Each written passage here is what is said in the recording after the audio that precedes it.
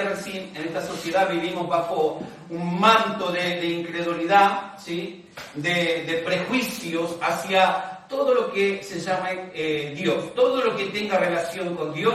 Hoy nuestra sociedad, en forma general, en algunos lugares más y otros menos, pero la incredulidad y el rechazo a las cosas de Dios cada día es más grande. Y la iglesia, aun cuando está creciendo, aun cuando la iglesia está manteniéndose en el ritmo de marchar y esperar la venida del Señor, no es suficiente. Necesitamos entonces, dentro de lo que estamos haciendo, implementar, acoplar, incorporar en nosotros un espíritu, ¿no? Con más denuedo, como dice la palabra, ¿no? Dice que en el libro de los Hechos, los apóstoles, los discípulos del Señor, fueron enviados, dice que predicaban con denuedo. Eso es predicar con el espíritu, un enamorado hablando de su amor, incansablemente, ¿no? Y así, jóvenes, adultos, niños, adolescentes, cada uno tenemos la tarea de ser luz, de que las almas se conviertan a nosotros y no nosotros al mundo, dice la palabra. Y estos son tiempos donde justamente el cristianismo está pasando por un proceso de prueba. Y en estas pruebas nosotros tenemos que, hermanos, abrir los ojos. Si tienen miedo es para que abran los ojos ante lo que viene y estés preparado con el escudo de la fe. ¿Cuánto dicen amén? Ahí preparado. Y la parábola que les quiero compartir tiene que ver con justamente el tiempo del juicio, ¿sí? El tiempo donde el Señor va a retornar a la iglesia. Y Jesús les va a hablar a los discípulos por medio de las parábolas, ¿sí? Hay en la Biblia aproximadamente en el Nuevo Testamento unas 50 y tantas parábolas.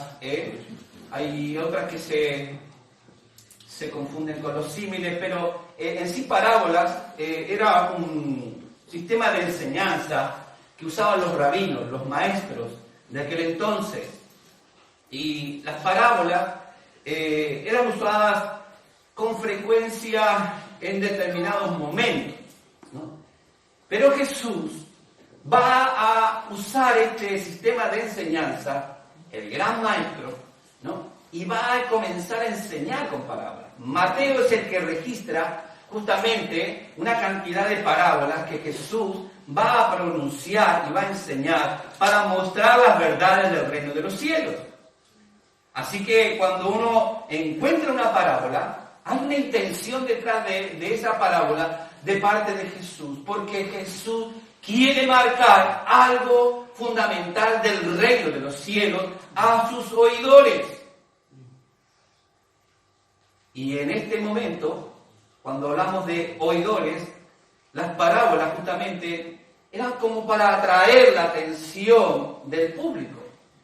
Pero Jesús era como una exageración y él se excedió en ese sentido y empezó a utilizar, y los rabinos y los maestros y los fariseos y todos aquellos que se oponían a justamente el reconocimiento de él como Mesías, lo rechazaban y no querían oír.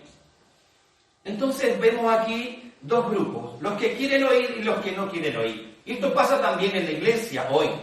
Los que quieren oír y los que no quieren oír, ¿sí? Los que quieren participar y los que no quieren comprometerse con la obra de Dios. Porque sin ninguna duda hay demandas. Siempre que nos presentemos delante de Dios, Dios nos va a demandar un cambio. Y cuando las personas tienen que vivir cambios, sufren, ¿no? Trastornos. Yo me imagino cuando nosotros en Argentina nos mudamos muchas veces, y cambiando así porque alquilábamos, entonces el trastorno de cambiar de un lugar a otro era algo fatal, ¿no? Era complicadísimo. Yo cada vez que me venía esa experiencia de tener que mudarme, era algo terrible, ¿no? Porque uno sufre, ¿no? Tiene que dejar para tomar y acomodar y mover y toda una serie de cosas. Y en nuestra vida pasa lo mismo. Dios nos está confrontando con cambios. Diga, tengo que cambiar cosas en mi vida y me voy a fortalecer, Señor. Porque solo no podemos. Entonces, Jesús va a hablar y les va a predicar así estas parábolas a los discípulos. El asunto es que los discípulos no van a entender. Y los discípulos le van a preguntar, Maestro, Señor, ¿por qué habla siempre en parábolas? Porque no era usual que un maestro fuera tan repetitivo con las parábolas. Y el Señor les va a hablar y les va a decir 7 cosas quiero mencionar en esta mañana.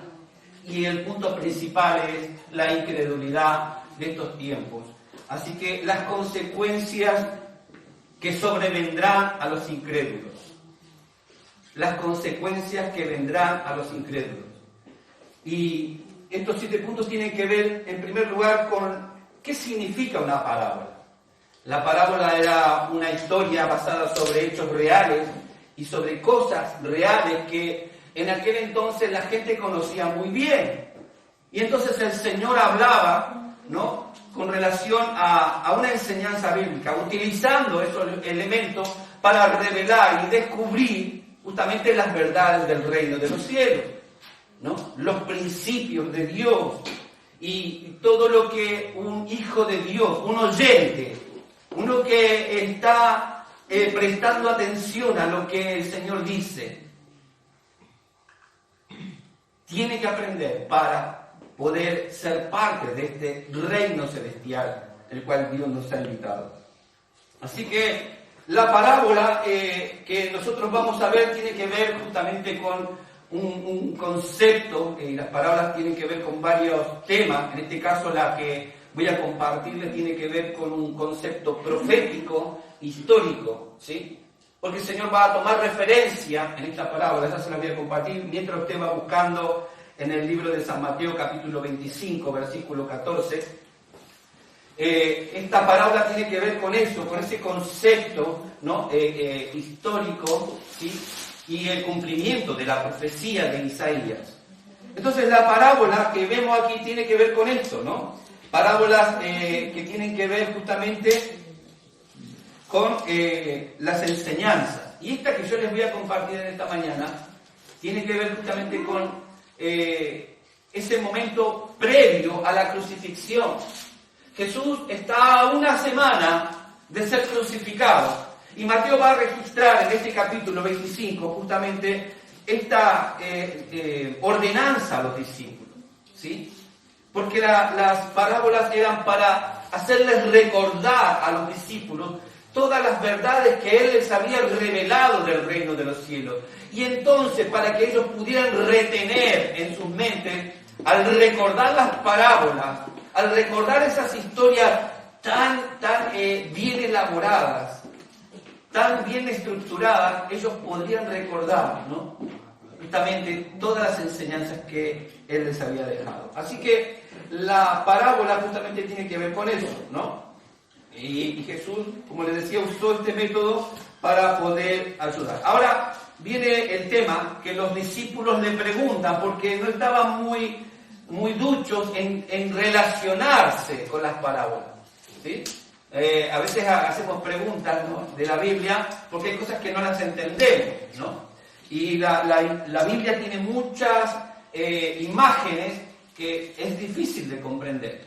Por eso el Señor usaba este método tan simple y tan sencillo, podríamos decir, tan didáctico, ¿sí? El sembrador salió a sembrar, ¿no? Y en medio de todo eso, Él tomaba la semilla que ellos mismos habían recogido y mientras les iba hablando, Él dice, y las tiró, y el Señor se las mostraba y gráficamente ellos iban comprendiendo, ¿no? Y cuando la semilla cae en buena tierra, ¿no?, esa da fruto al 60 y al 100 por 1, ¿no? Entonces, Señor, ellos podían comprender. Ahora esto tenía que ver con las ovejas del pueblo de Israel, ¿no?, de la casa de Israel. las ovejas perdidas. Él venía a cumplir esa profecía, de que Él venía a traer el mensaje de restauración, a levantar a una nación para que esa nación fuese luz en el mundo. Amén. Y esa nación debía de cumplir el mandato del Señor.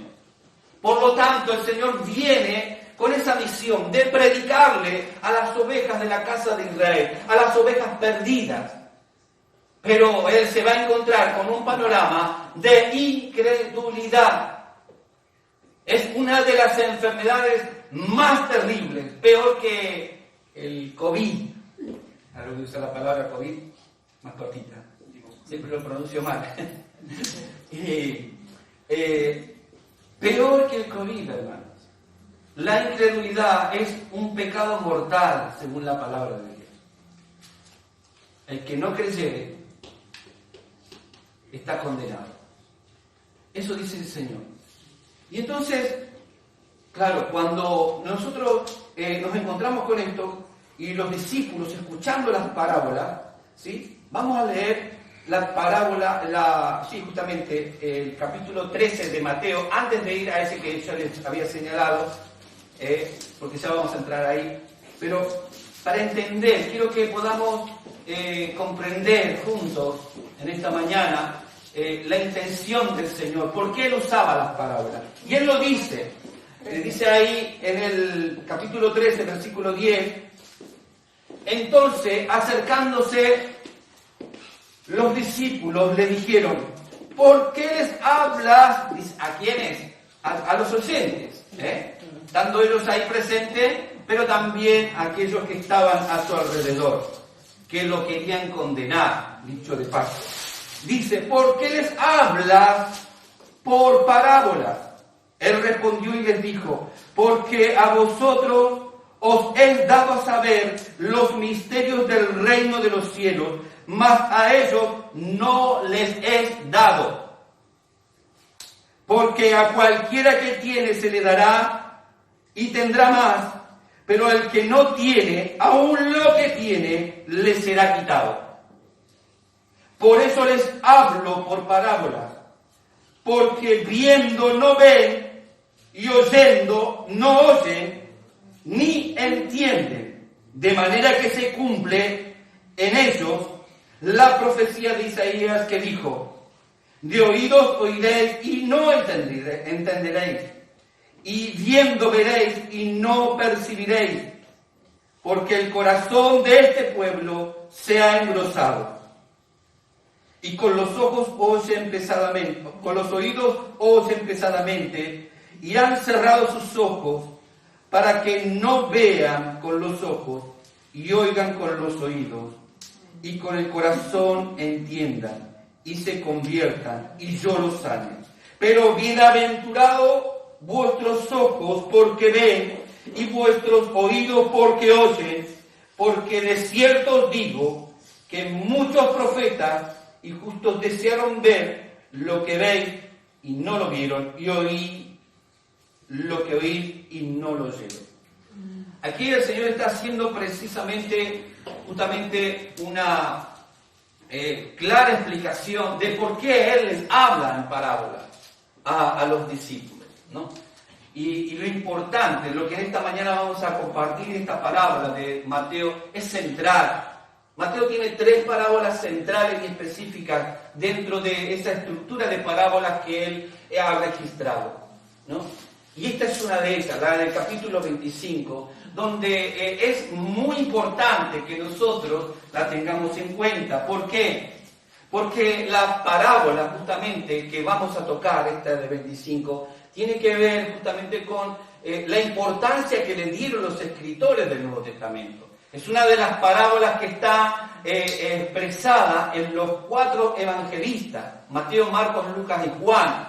Y también lo va a registrar esta misma parábola, lo que estoy mencionando aquí del capítulo 13, lo va a tocar también Pablo en el libro de los Hechos, en los capítulos 28, donde él va a estar hablando acerca de esta situación. ¿De cuál? De la incredulidad que habían ellos. Los evangelios hablan y señalan muy abiertamente este tema, ¿sí?, de la incredulidad del pueblo en aquel entonces. Entonces Jesús va a contemporizar justamente esa incredulidad, y en él va a demostrar, no solamente se va a contemporizar la incredulidad del pueblo de Israel, de la nación de Israel, cuando le dieron la espalda al Señor en el Antiguo Testamento, sino que también va a contemporizar esa incredulidad y la va a revelar y la va a sacar a luz en su cumplimiento, ¿no?, en su revelación como Mesías, y va a descubrir. Por eso Él va a ser la luz de este mundo. Por eso Él es la luz que alumbra, ¿no?, a los que están en tinieblas. Y Él viene a traer esa luz. Entonces el propósito de esta parábola justamente es que los que quieren oír tengan mayor luz, para que la luz que tienen aún sea mayor. ¿Cuántos dicen amén a eso? Amén. Que Dios nos revele más de su presencia, más de su palabra, más de su voluntad, y que nosotros podamos, hermanos, obedecer a lo que Él quiere, hermanos, en este tiempo conducirnos. Así que cuando vemos aquí, el propósito de la parábola tiene que ver justamente con traer luz a los que quieren oír, ¿no?, que podamos entender. Yo siempre me acuerdo de, Fabiana siempre les leía la Biblia a mis hijas cuando ellas eran pequeñas, por situaciones circunstanciales, siempre se encargó ella de leerle la palabra y de compartirles. Han leído la Biblia varias veces y contarles esas historias, ¿no?, han marcado la vida de ellas. Y yo siempre veo, ¿no?, a padres que les cuentan cuentos a los niños cuando se van a dormir, ¿no?, en donde va trayendo justamente un crecimiento a la mente de sus hijos. Por eso es bueno como padres, como abuelos que están encargados de los nietos a veces, de conducirlo a las enseñanzas de la Biblia, a las lecturas de la Biblia, a las historias de la Biblia, para marcarlos, porque sabemos que cuando sean grandes no se apartarán del Señor. Amén. Porque habrán recibido, ¿no?, justamente la instrucción de la palabra. Y es importante que el Señor quiere hacer esta misma didáctica con los suyos, con sus discípulos, enseñarles para que ellos permanezcan fortalecidos en Él. Así que algo interesante ver aquí es el cumplimiento de la profecía de Isaías. ¿Qué dice la profecía de Isaías? Lo mismo que leíamos recién, ¿no? Que ellos teniendo oídos no oyen, ¿no?, y teniendo ojos no ven, ¿sí?, y no se les iba a dar a ellos. Y esto que dice el Señor aquí, que es muy fuerte, porque cualquiera que tiene se le dará y tendrá más, pero el que no tiene, aún lo que tiene, le será quitado. Aquellos que no quieren oír la palabra de Dios, aquellos que no quieren tener una relación con Dios, lo que tengan de Dios les será quitado. Por lo tanto, ¿no?, la situación de ellos es una situación difícil.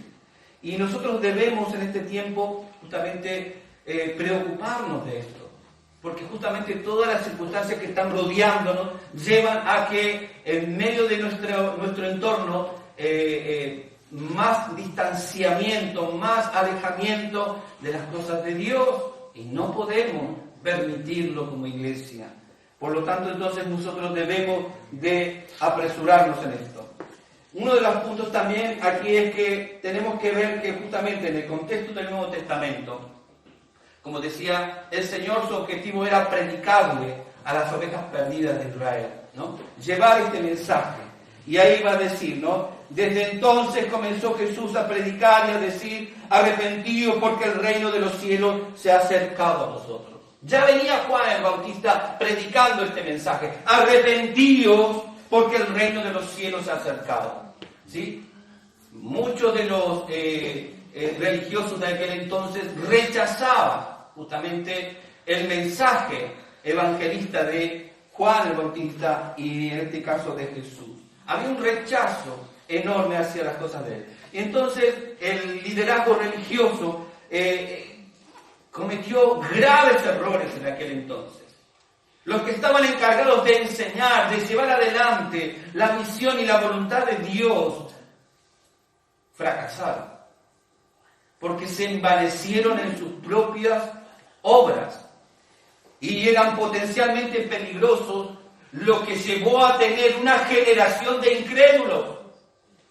Y cuando vino Jesús, lo que reinaba, imperaba en aquellas ciudades era la incredulidad.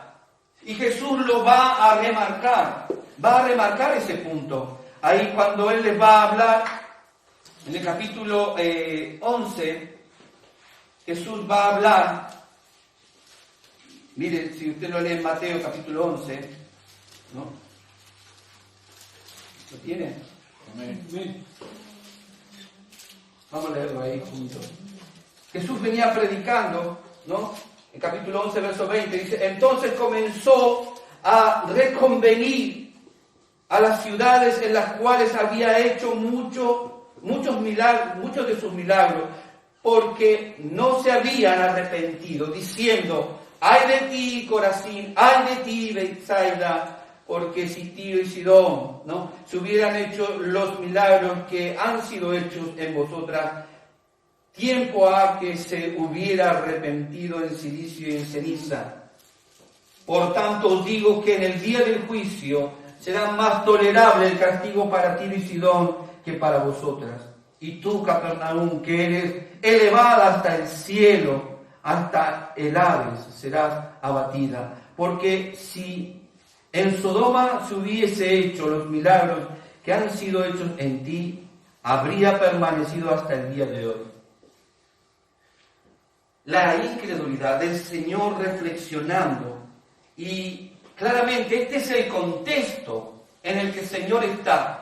El Señor está en un contexto donde la gente está enferma de incredulidad, donde el pueblo, la casa de Dios, está muy lejos de Dios. Creían estar sirviendo a Dios, porque tenían el templo, porque hacían sacrificios, porque hacían ofrendas, rituales y una serie de cosas, pero estaban muy lejos de Dios. Y el Señor va a hacer esta tarea. Los primeros años del Señor en su ministerio fue llevar este mensaje, predicar. Él se encargó de ir a los suyos. Juan va a recordarlo y va a decir que a los suyos vino y los suyos no le recibieron. Entonces este rechazo a Jesús, ¿no siente usted un rechazo a Jesús en esta sociedad en la que vivimos? ¿No siente un rechazo hacia las cosas de Dios? Ese espíritu no puede imperar, no puede afectar, no puede influenciarnos a cada uno de nosotros. Porque nosotros tenemos un espíritu mayor. ¿Cuántos dicen amén? Amén. Y es el espíritu del Señor, el Espíritu Santo que reina en nuestras vidas. Amén. Por lo tanto, nosotros, hermanos, debemos claramente confiar en el Señor y comenzar. ¿Sabe que todo acto que a los que somos convocados y no participamos, aunque usted no diga nada y aunque no pase nada, es decir, eso lo rechazo. Lo rechazo, no quiero participar de la oración, no quiero congregar, no quiero hacer esto, no quiero hacer lo otro. Estoy rechazando algo que va a traer edificación a mi vida, a mi fe, a mis conocimientos de Dios. Todo lo que yo rechace. Hay una influencia. Muchos están siendo influenciados por la incredulidad de este mundo. Y no podemos caer en esa enfermedad, porque es terrible, hermano. Cuando un cristiano se aparta, es muy difícil. Tiene muchas luchas para volver a encaminarse delante del Señor. Lo he visto a lo largo de mi ministerio. He visto cómo muchos adoraban al Señor, lloraban delante de la presencia del Señor, hablaban en lengua. Pero ¿sabe qué? Hoy están algunos, ¿no? Algunos de estos que parecían ser y no lo son. Están muy lejos.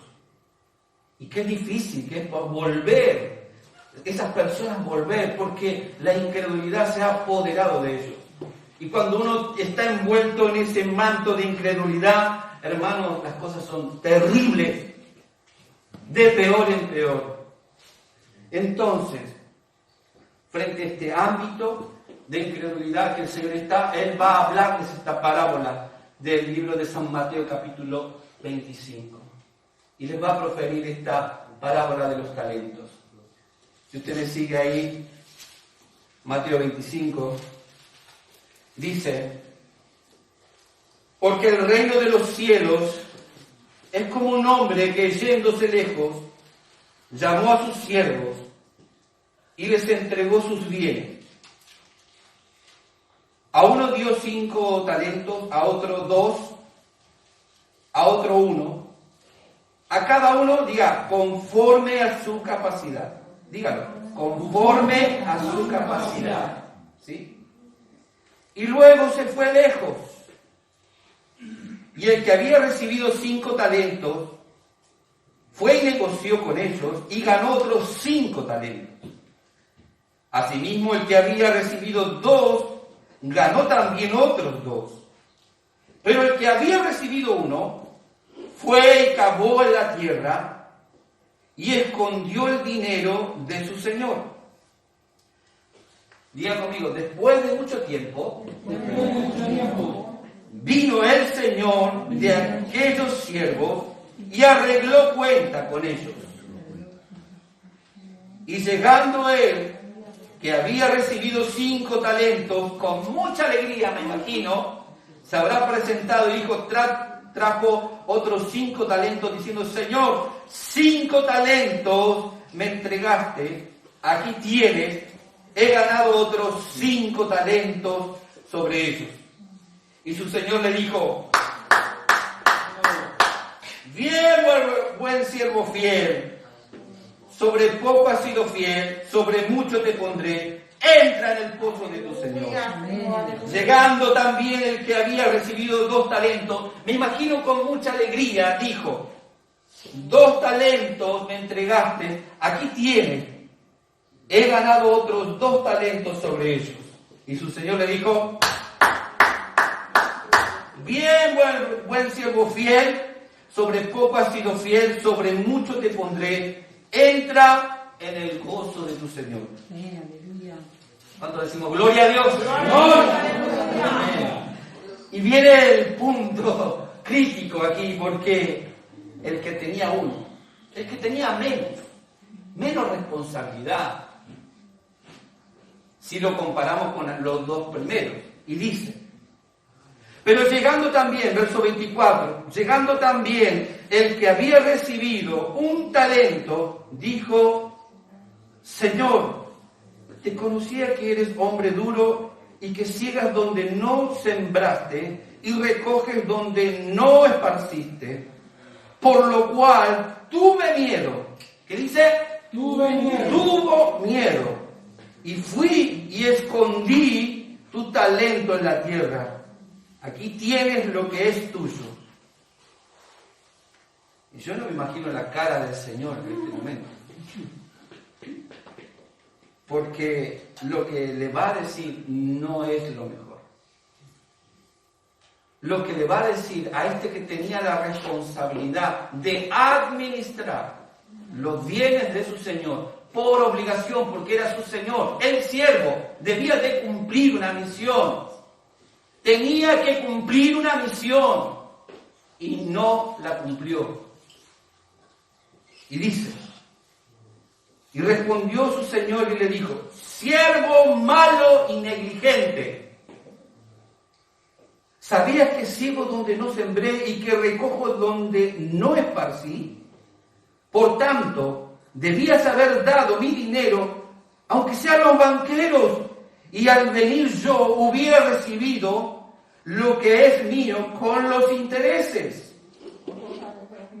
Quitadle, dice el Señor, quitadle pues el talento y dadlo al que tiene 10 talentos, porque al que tiene le será dado y tendrá más, y al que no tiene, aún lo que tiene le será quitado. Y al siervo inútil echadle en las tinieblas de afuera, allí será el lloro y el crujir de dientes. Es una parábola, es una historia impresionante, porque Mateo lo que intenta es que justamente los judíos contemporáneos de él, a quienes les está escribiendo el Evangelio, puedan recapacitar en esta situación de incredulidad. Estaban siendo perseguidos aquel entonces, luchando por mantener la fe, ¿no? Dudando si realmente el que había venido era el Cristo, y si realmente había resucitado, y si realmente era el Rey de Reyes, porque Mateo les escribe a los judíos que esperaban al Mesías, pero que no reconocieron. Entonces, Jesús en esta última etapa de su ministerio, ya ahí cuando Él estaba con los discípulos, preparándoles, dándoles las últimas directivas para que ellos estuvieran preparados y no tuviesen miedo, les señala esta parábola donde habla de los talentos. ¿Y qué son los talentos? Realmente esta parábola de los talentos nos muestra algo muy importante. Los talentos tienen que ver con un sistema de peso. En el Antiguo Testamento, en los tiempos antiguos, se utilizaba como un sistema de peso. Un talento era un sistema de peso. Con el tiempo fue modificándose y se convirtió en una moneda que valía mucho dinero, ¿sí? Al punto de que un talento equivalía a 6.000 denarios. ¿Me sigue? 6.000 denarios. Y yo más o menos saqué las cuentas para que usted tenga en mente lo que el Señor Jesús les entregó a estos hombres, ¿no? Es muy interesante ver que al que le dio 5 talentos, le entregó 2.400.000 euros. 2.400.000 euros. Al que le dio 2 talentos, le dio 960.000 euros. Y al que le dio un talento le dio 480.000 euros. Más o menos mi cálculo es la paga diaria de un obrero común. 6.000 denarios equivale a 6.000 días de trabajo. Y 6.000 días de trabajo equivalen a 20 años de sueldo. ¿Me explico? O sea que 20 años de trabajo son 6.000 días trabajados. Así que más o menos saqué la cuenta entre un promedio de 80 euros por día, ¿no? Trabajando 300 días al año, pues había que descontar las fiestas y todos los feriados, más o menos saqué esa cuenta, ¿no? Y da más o menos este promedio de dinero. Es muy difícil calcular justamente el sistema monetario de aquel entonces, pero para tener una idea en esta mañana y comprender, ¿no?, el valor que el Señor le había dado, no era poca cosa. Casi 500.000 de euros. Aleluya, Jesús. Lo que le estaba dando el Señor a este hombre. Oh, gloria, pero dice la historia que lo que el Señor nos ha dado, los talentos que nos ha dado. Y aquí, hermanos, nos mete el Señor en esta historia, nos tenemos que meter porque el Señor te ha dado talentos. Y si tú me preguntas, pero ¿cuáles son los talentos que tengo? Yo no tengo 500.000 de euros. Yo no tengo, pero miren, hermanos, es algo gráfico, simbólico lo que está enseñando. El Señor es el Señor de todo el mundo. Amén.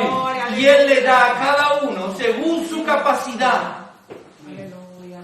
Según lo que tú puedas administrar, lo que estás dispuesto. Y Él lo sabe. En primer lugar, Dios nos ha dado una vida. Una vida en la cual nosotros podemos desarrollar los talentos que tienen que ver justamente con el fruto del Espíritu, con los dones que Él nos ha dado. A veces decimos que por nuestro esfuerzo tenemos esto o lo otro. Pero si Dios no te da la vida, si Dios no te da la inteligencia, si Dios no te guía, no impulsa en tu corazón a hacer lo que tienes que hacer, hermanos, no es nuestro, es de Dios.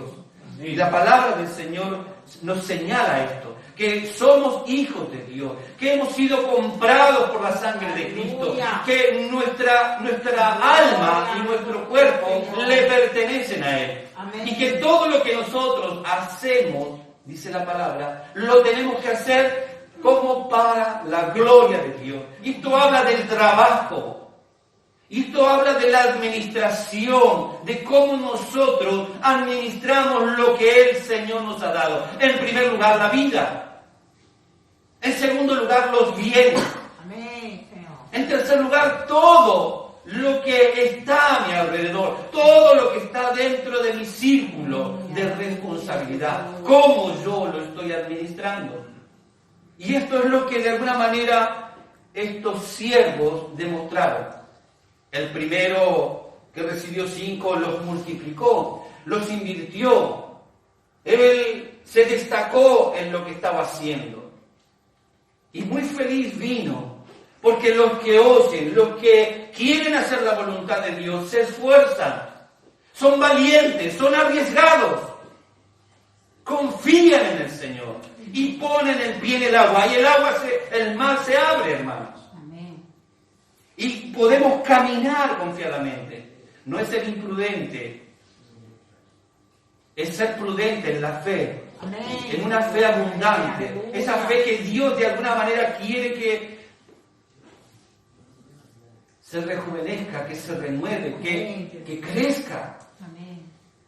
Así que este hombre vino y dijo: Señor, 5 me diste, 5 he ganado sobre esos 5. Gloria a Dios. Aleluya. Porque no fue por mis méritos, Amén, Señor. sino por tu misericordia y tu dadivosidad. Amén. Dios es dadivoso. Amén, Señor. Aleluya. Dios es bueno. Dios está atento. Mire, estos siervos, aunque uno ve diferencia en los números, el Señor sabe cuáles son nuestras capacidades. Sabe cuáles son tus capacidades. Y no es importante el número. Lo importante aquí observar es lo que el texto nos muestra y lo que Jesús les está queriendo enseñar. Que Él les ha dado a todos conforme a sus capacidades, no solamente ese dinero, los recursos, sino que también a cada uno le dio en la misma proporción el tiempo para multiplicar lo que el Señor había puesto en sus Aleluya, manos. Jesús. Aleluya, Padre. Todos tenemos el mismo privilegio delante del Señor. Amén. Y por lo tanto nosotros tenemos que meditar en esto. En tiempos de incredulidad, el miedo se apodera de muchos, aun cuando son siervos. Y digo siervos, me refiero a aquellos que se rindieron al Señor. Y me refiero no en el sentido de pastor o rango, no de calificar maestro, sino siervos, los que servimos a Dios. Hoy usted es un siervo, una sierva de Dios, porque se ha presentado, ha sido convocado para venir y adorar al Rey de Reyes y servir Señor, aleluya. y renovarse y escuchar las demandas y escuchar las directivas de Dios para incorporarla en su vida y hacer la voluntad de su Señor, para que sus talentos sean multiplicados. Amén. Esa es la voluntad de Dios. Y el Señor confió a estos hombres. Les confió sus bienes. El Señor te ha confiado. Mire, el alma un día va a volver con el Señor. El espíritu volverá con el Señor. Porque de Él son todas las almas, dice el Señor. Aleluya, amén. Tu vida le pertenece a Dios. Por lo tanto, hermanos, un día, como aquellos siervos que estaban frente al Señor, que estaban volviendo en su retorno, se tenía que confrontar y rendir cuenta, así también nosotros un día tendremos que estar frente a nuestro Señor para rendirle cuenta de todo lo que hemos hecho con lo que Él ha puesto en nuestras manos.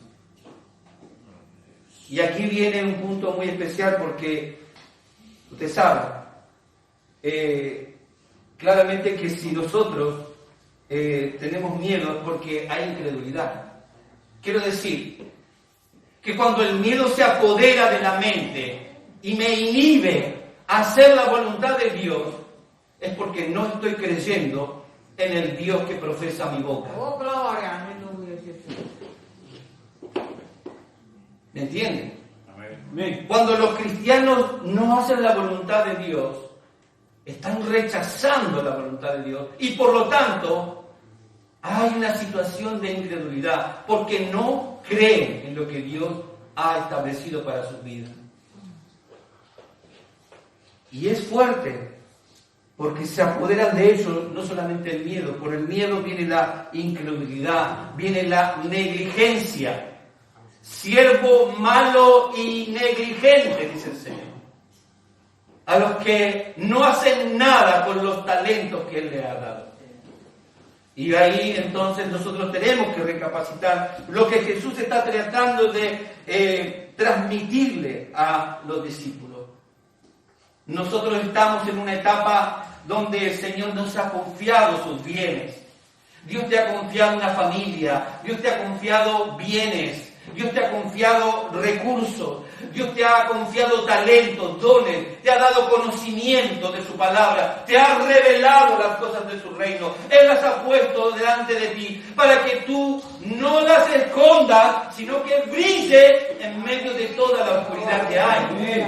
Dios está buscando, hermanos, verdaderos hombres y mujeres de Dios que quieran servirle, que quieran ser buenos inversores en el reino de Dios, invertir en el reino de Dios con tu vida.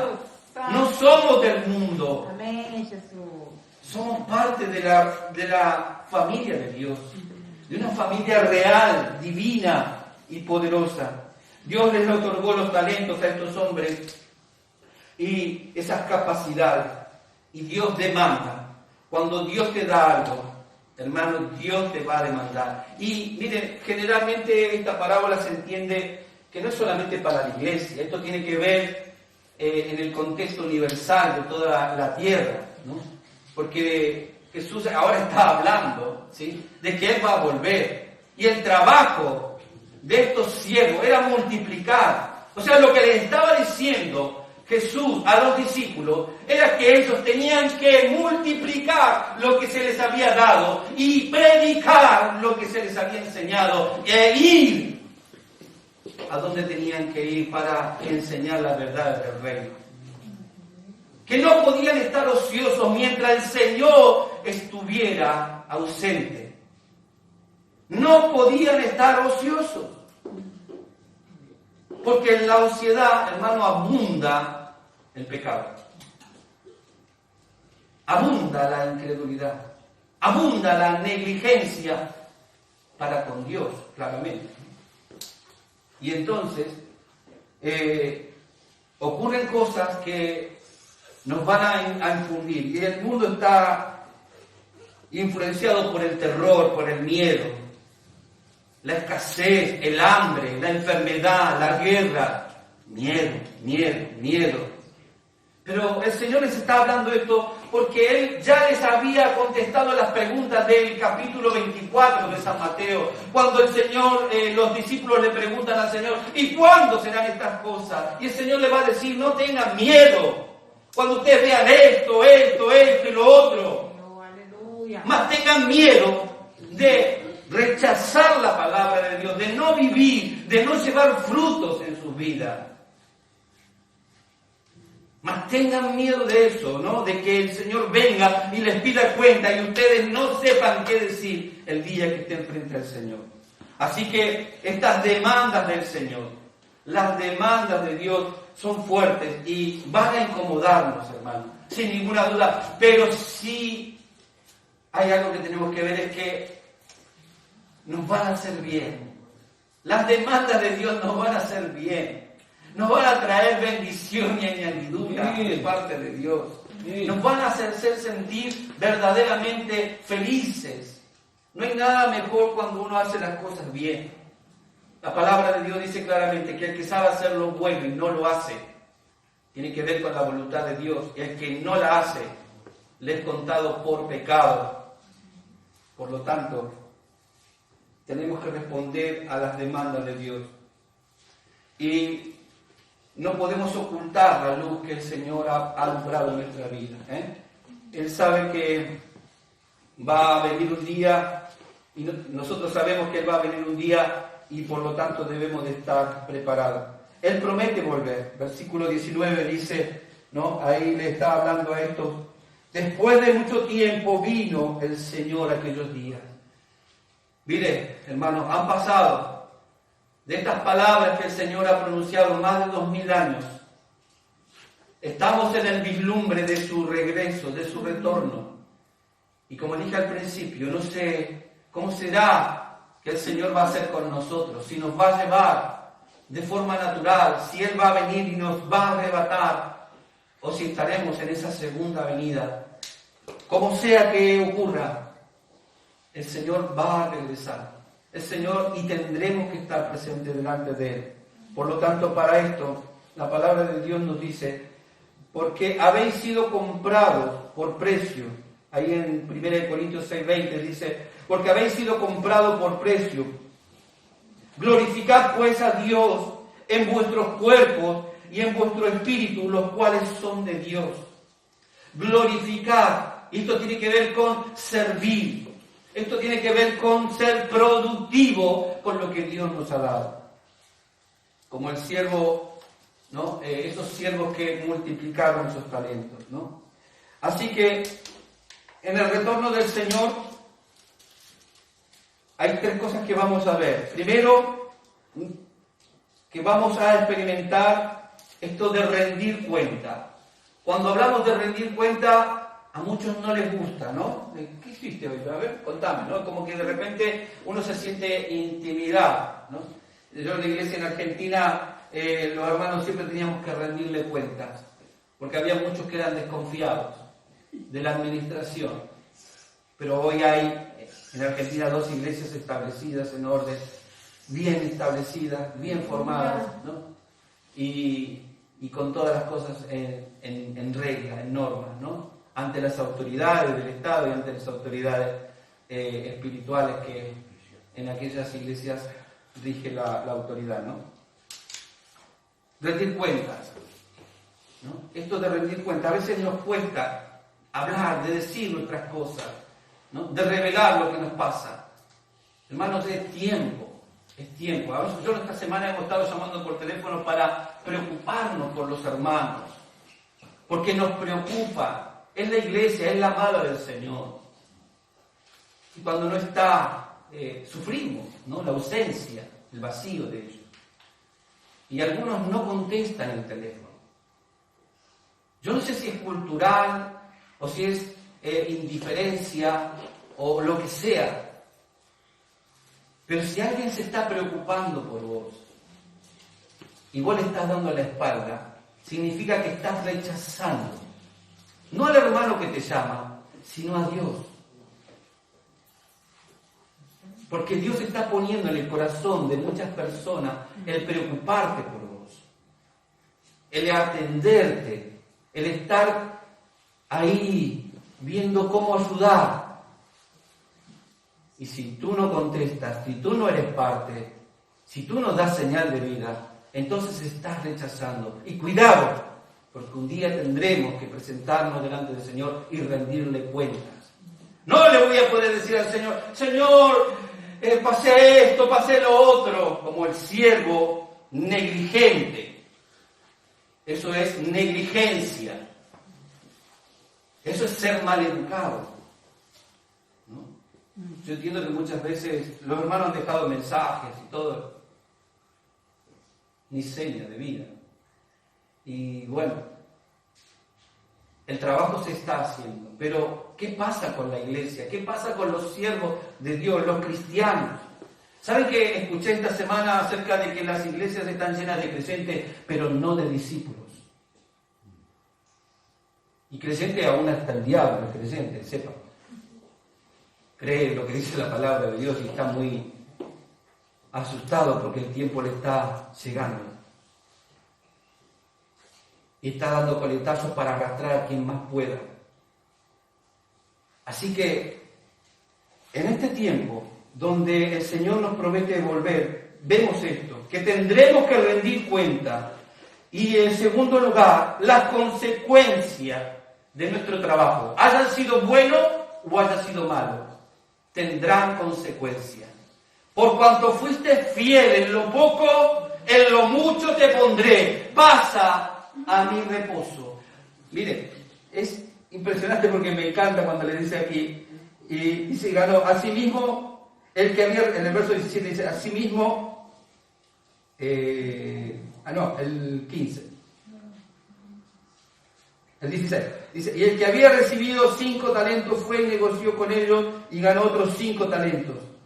Asimismo, el que, dos, después de esto llegando, el que había recibido el 20, dice, y el que había recibido 5 talentos, trajo otros 5 talentos, y el Señor le dijo, he aquí, ¿no? Bien, buen siervo fiel, sobre poco has sido fiel, sobre mucho te pondré, entra en el gozo de tu Señor. Esto habla de la intimidad, esto habla de estar en la presencia, en esa presencia que Jesús fue a preparar para los suyos, que les dijo a los discípulos, yo iré a preparar morada para vosotros, para que estéis donde yo estoy, y viváis donde yo vivo, ¿no? Y estemos con Él por esa eternidad.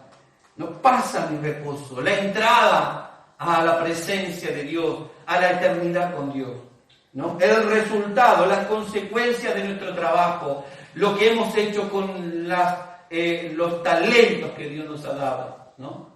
Que tiene que ver con todo lo que somos y todo lo que tenemos. ¿Qué estamos haciendo? ¿Qué estás haciendo en este tiempo? Si es bueno, hay algo asegurado, ¿no? De que podemos entrar en la presencia del Señor el día que Él venga. Pero si no, dice el Señor a este siervo malo, quitadle pues el talento y dadlo al que tiene los 10 talentos, porque el que tiene le será quitado, aún lo que tiene, y aún lo que tiene no le será, y aún lo que tiene le será quitado. Y el siervo inútil echadle en las tinieblas de afuera, donde será el lloro y el crujir. Consecuencias que hoy para muchos decir, bueno, como no son oidores, no prestan atención, no creen, entonces creen que esto está muy lejos de ellos. Pero un día el Señor volverá y tendremos que rendir cuenta. Y por lo tanto, esas cuentas tendrán consecuencias. Y sin ninguna duda, el costo de la incredulidad. Otro de los puntos es que hay un costo por ser incrédulos.